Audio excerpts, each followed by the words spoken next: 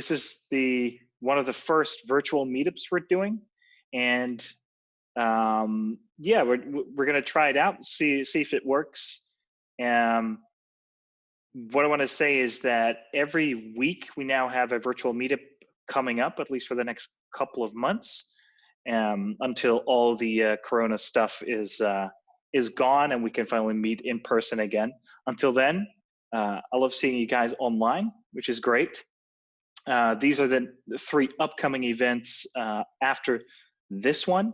If you want to check out other meetups, you can always go to our meetup website or join the conversation. Join us on Slack and join 1,500 people, yeah, and building apps.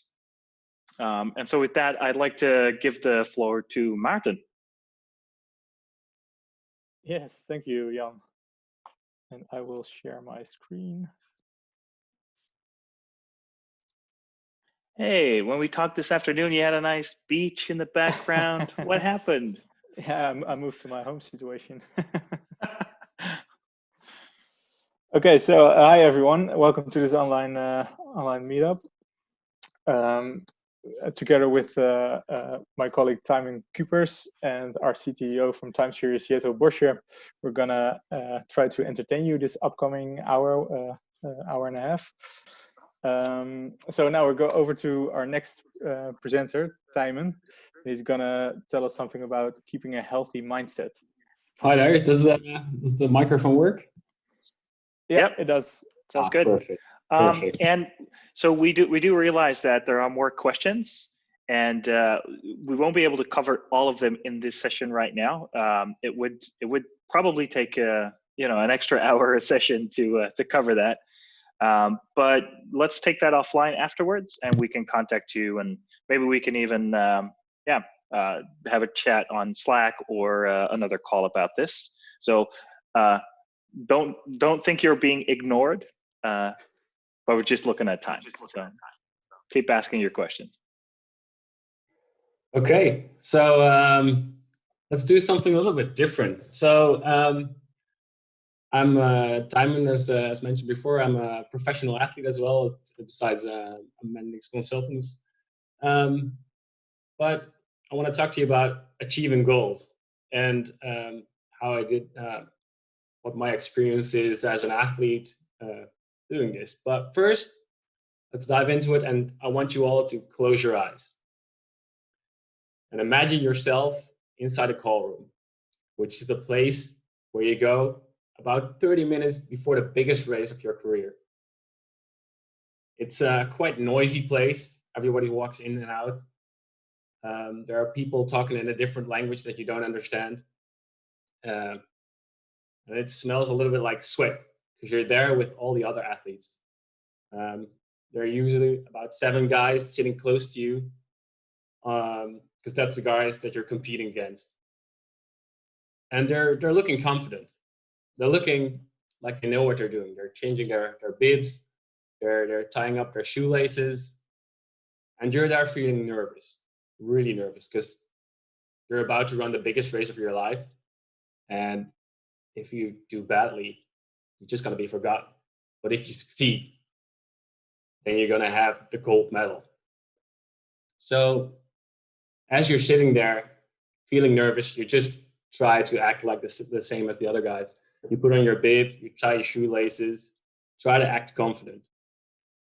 And as you look up in front of you, you see someone else looking back at you, doing the same thing as you are doing, putting up their bib, tying their shoelaces, and they're looking confident, really confident. And as you look at them, you realize that there's nobody in front of you, but there's a mirror, and you're looking at yourself.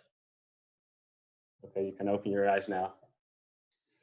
So this is a little bit a talk about mindset, so a healthy mindset. But first, let's jump into what I actually do as a runner. So I want to show you a little small video that I compiled to give you a little bit of a feeling as to what I do.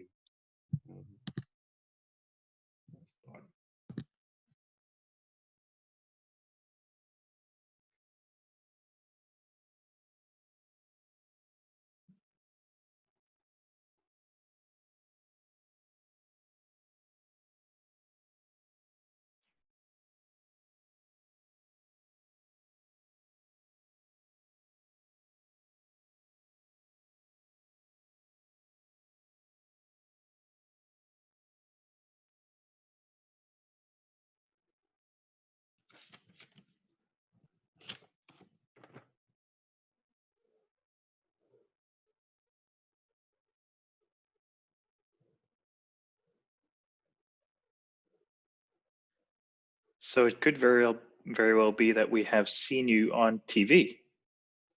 That could very well be. Definitely. I've picked some of the images of the NOS and other things. So I want to talk to you about my experience at achieving goals, and how my mindset changed while doing my top sport, and how I think this image, which you find almost everywhere, doesn't really show the real picture of how it really is to achieving goals and succeeding in the field of athletics, at least. There are a few things wrong with this image, in my opinion. For instance, the goal is really clear in these images always, so you know exactly where to go. Also, the steps clearly visible. Every step's going up. You know exactly which step you have to take until you achieve your goals. And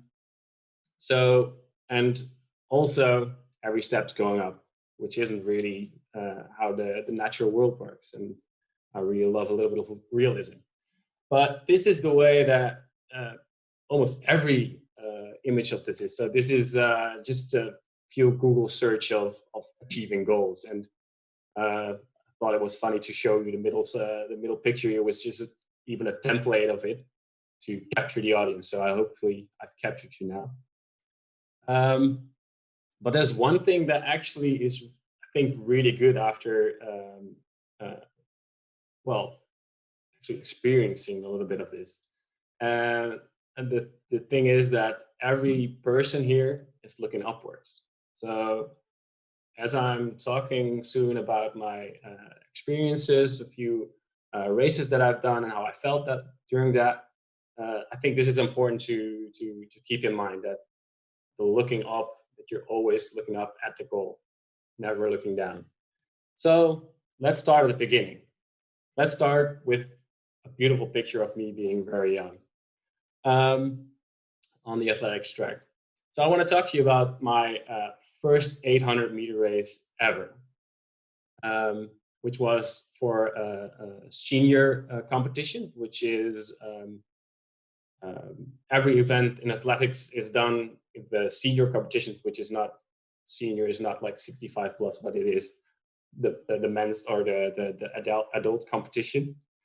So every event is done by somebody of your club, and I was given the 800-meter. I had to do that 800-meter by myself, and I could get points. So if I got first, I got 12 points, second, 11 points, and downward. You also got a bonus for running faster than somebody else. So if you had a gap of 3 seconds, you get some extra bonus point for beating somebody harder. Or if you lost with 10 seconds, it would say like Simon minus 10 or something like that.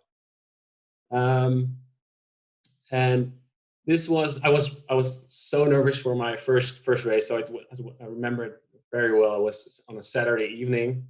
On Sunday, there was a race, and I was feeling like a knot in my stomach.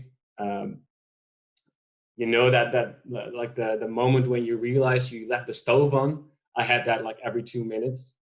So, and that wasn't really the worst part of it. So the worst part of it was actually that the Saturday evening was not the Saturday evening right before the race, but actually the race was 2 weeks later on that Sunday. So I had a tough 2 weeks coming.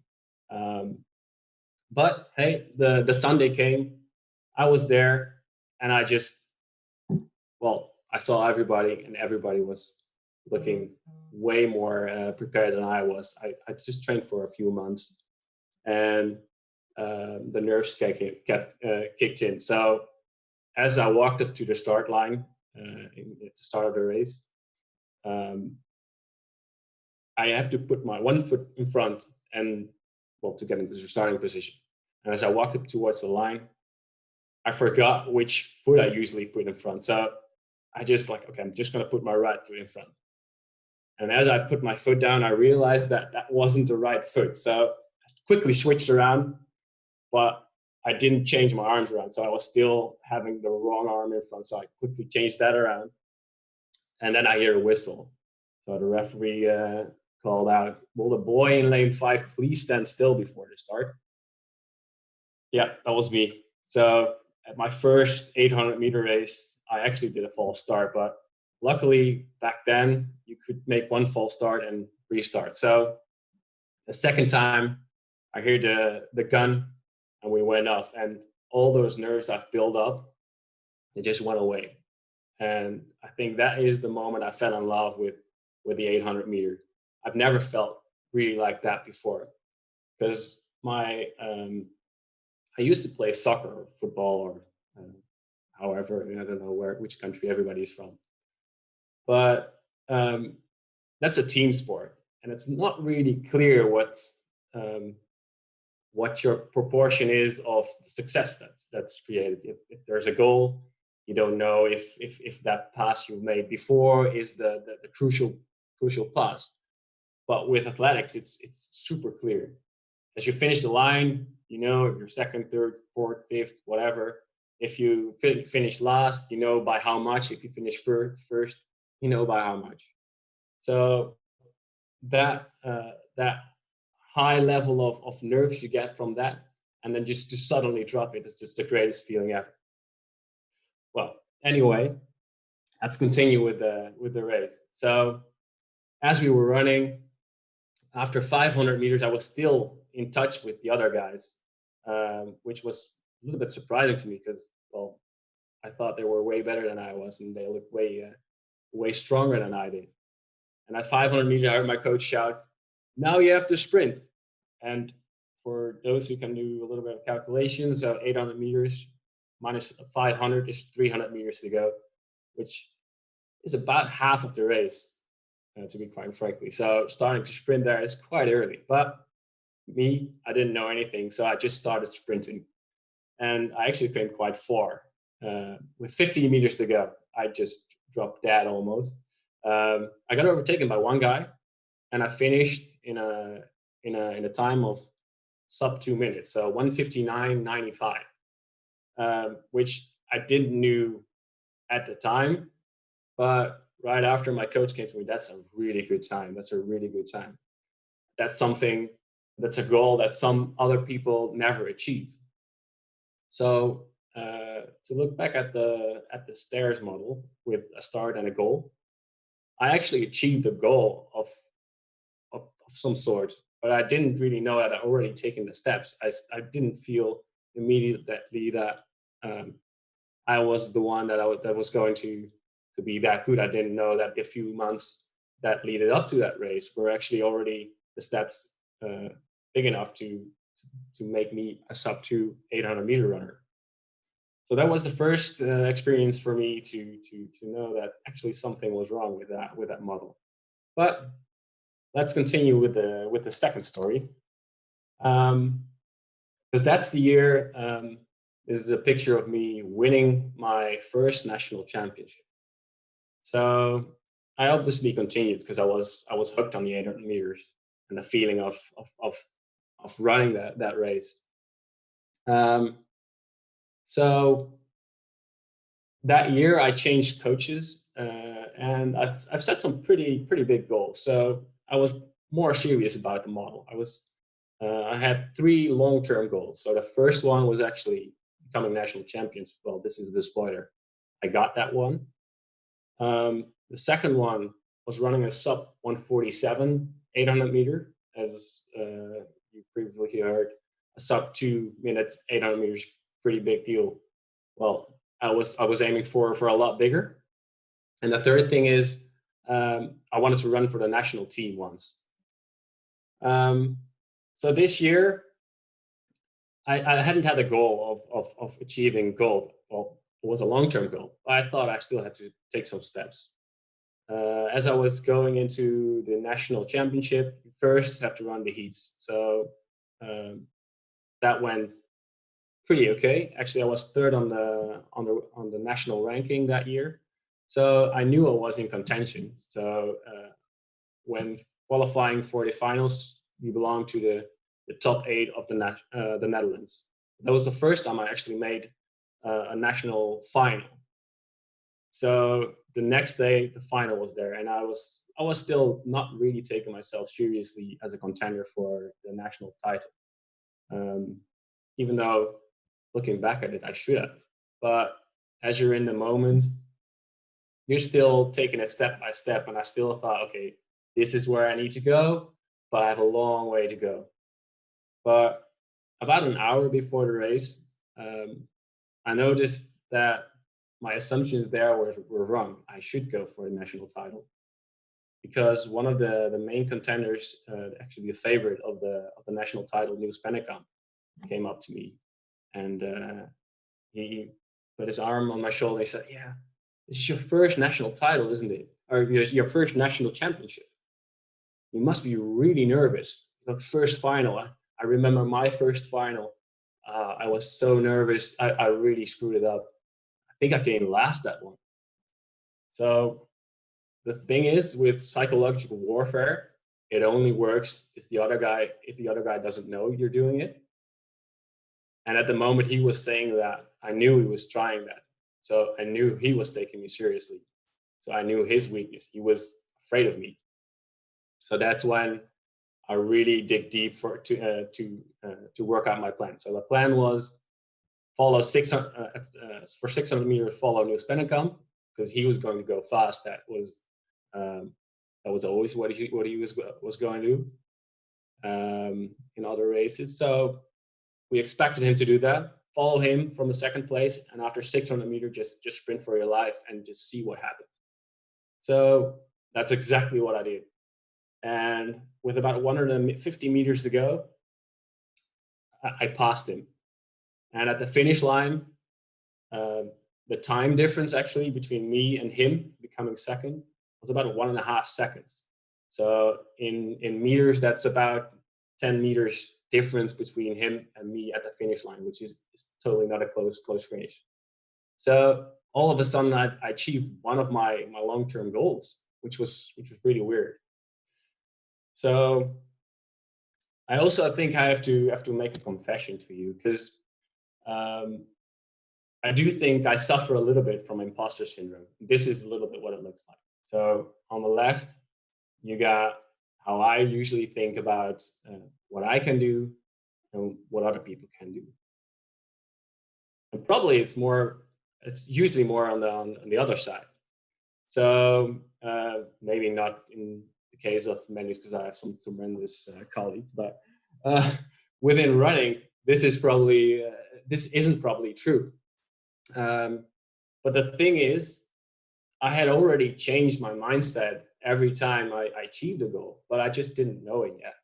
So when I achieved national title, I didn't just think, "Oh my God, I'm really good. I'm just as good as the other guys." I just thought, okay, now I want 2, and now I want to compete at the European level. I want to run in the national gear. I was immediately switched.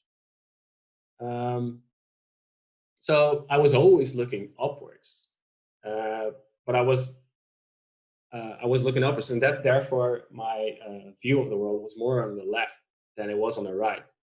The funny thing is, on the left, I'm running my first European championship, running for the Netherlands. This is actually the semifinals, and I was looking at those guys, I need to be there with those guys. So I changed my goals already again. This is actually the same year as I won my first national title. And to qualify for this European Championship, I had to run under 147. So in that year, I achieved my 3 long-term goals, which I set up pretty carefully. And I didn't look back as I did the year after, because this is where I won another national title, beating former European champion Bram Som in yellow over there.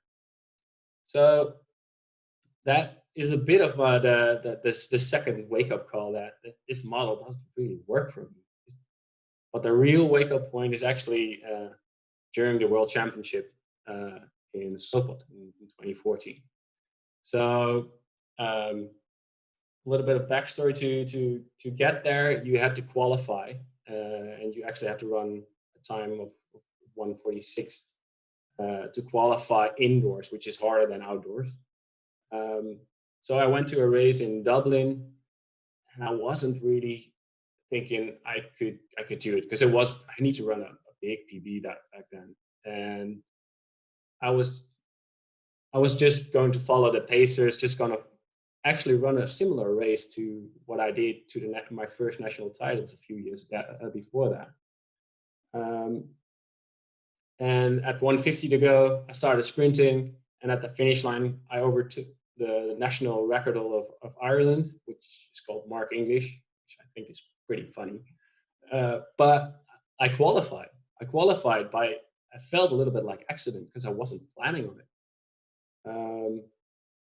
So I went to the World Championship, feeling like I was one of the outsiders there looking in. I saw, like in football terms, it was like getting to do a match with against Ronaldo and Messi, and you were part of that.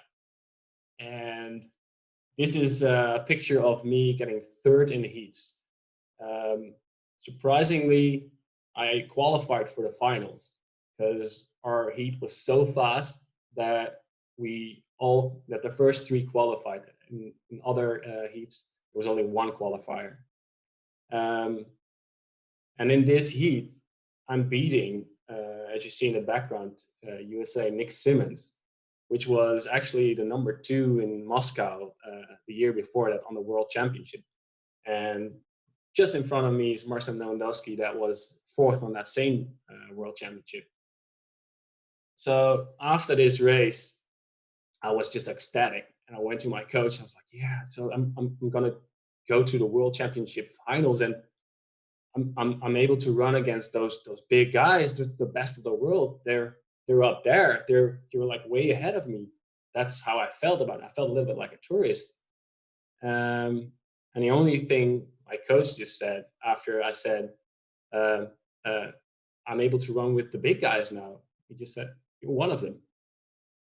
So from between this day and the day of the finals, that's when I actually changed my mind about this. So I was always looking up. I was always looking at the next step. That's what kept me down with my self-confidence. But now I knew I'm one of those guys. So the next thing that happens was this. So this is the final.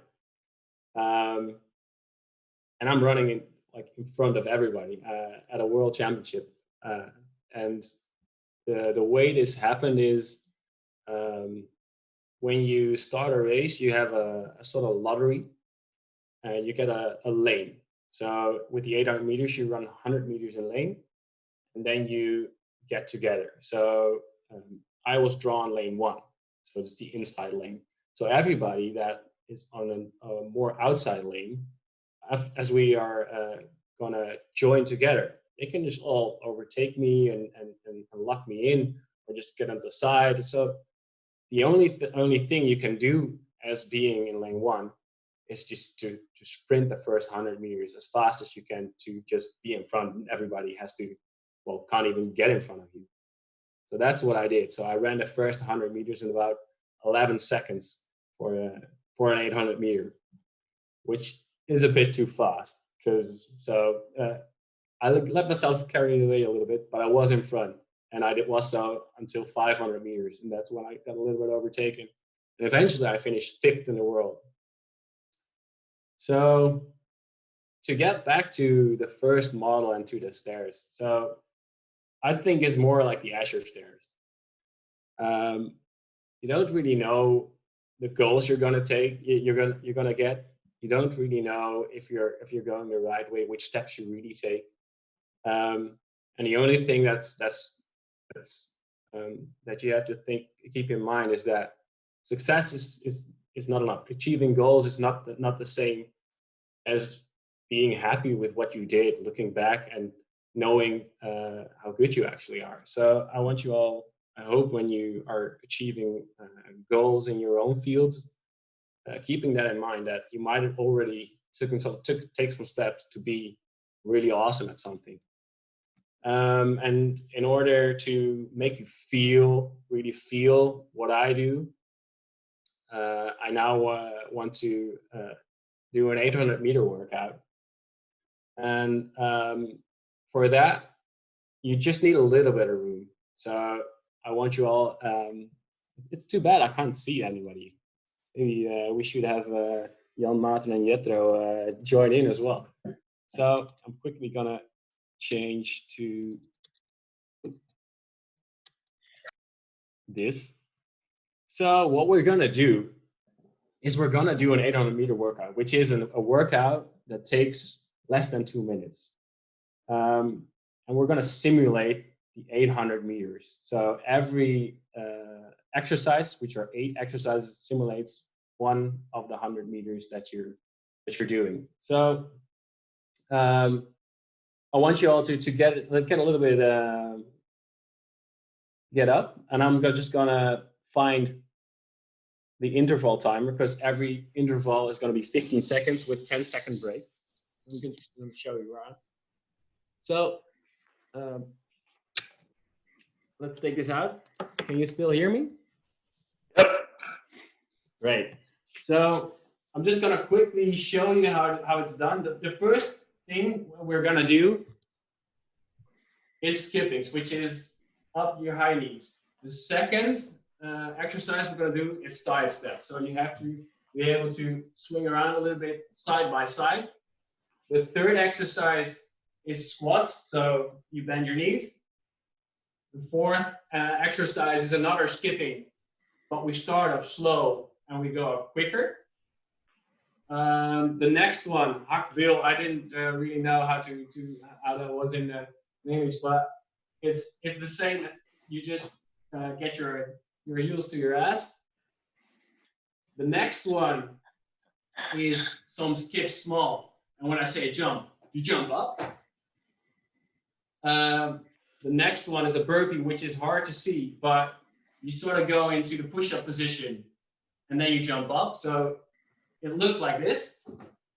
So you don't see me for a while and then you jump up. And the last one is just super fast skippings as fast as you can. So let's just gonna start.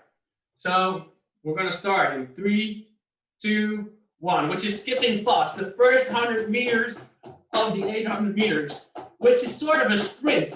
So you have to go, go, go, go, go. Get your knees up high. Get your knees up high. All right, just keep going, keep going. All right, we have 10 seconds break. So the next one is going to be the side step, side shuffle. 4, 3, 2, 1. Okay, to the left, to the right, to the left, to the right. Okay, come on. This is how the 800 gets into lanes. You just shuffle in. All right, let's take a break for 10 seconds. The next one is going to be squats. So that's about 15 squats we're going to do. 3, 2, 1, squat. Squat. Squat. Squat. Get those muscles fired up. All right. All right. 3, 2, 1. All right, small break. So we're going to do skippings. We're going to start off slow. And we're going to go faster and faster.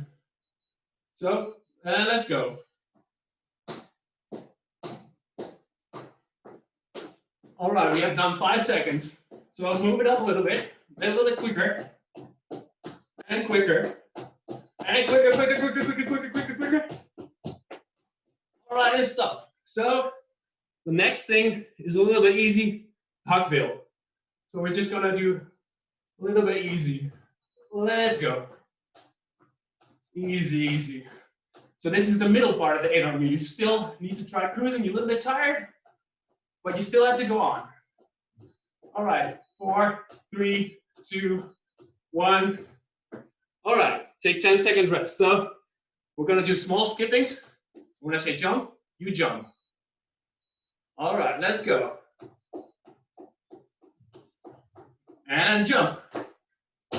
All right, take it easy. And jump. All right, getting tired already a little bit, jump. And jump again.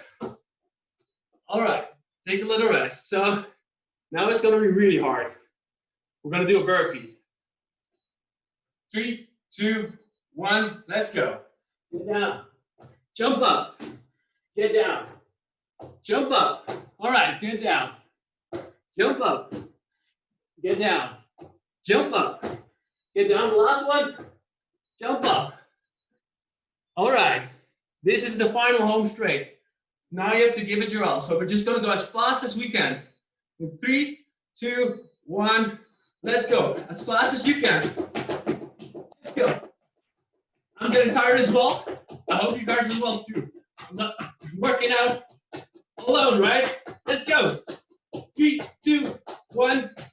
All right. Great. So I hope you're all really tired now. I am. All right. Man, it's been a So while that's- since I've had such a workout. The thing is, you start off quickly, then you have to maintain your speed. And once you're tired, then you really have to dig deep and you really have to make it your all. So I hope you all enjoyed that. And I'll let you other guys take it away right now. Maybe we should have some Mendix workout sessions with the community like this. Maybe next time. It's a good workout. Timon, I see there's one question for you in the QA.